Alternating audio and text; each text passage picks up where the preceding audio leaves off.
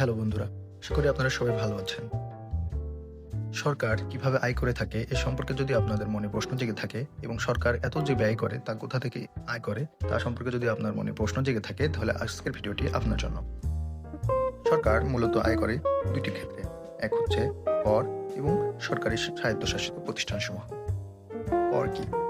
করকে প্রধানত দুই ভাগে ভাগ করা হয়, প্রত্যক্ষ কর এবং পরোক্ষ কর।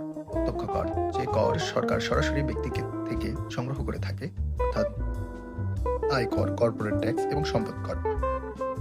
অন্যদিকে পরোক্ষ কর হলো পণ্য বা সেবা কর, অর্থাৎ এক্ষেত্রে কোনো পণ্যের উপর অতিরিক্ত মূল্য সংযোজন কর অর্থাৎ ভ্যাট, আমদানি কর, ভাবগাড়ি শুল্ক ইত্যাদির উপর সরকার যে আয় করে থাকে তা হলো পরোক্ষ কর।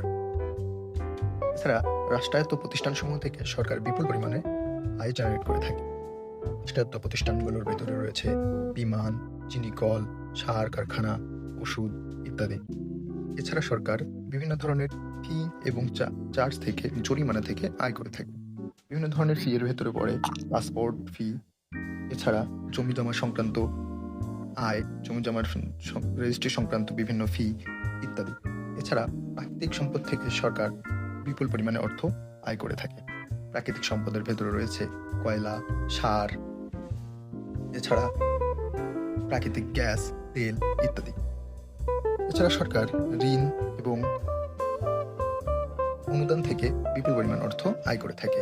যদিও বা এই অর্থ সরাসরি সরকারের কোষাগারে আয় হিসেবে জমা হয় না, কিন্তু অন্যান্য দেশ থেকে পাওয়া অনুদান সরকারের কোষাগারে সাময়িক ক্ষেত্রে সংযুক্ত হতে পারে।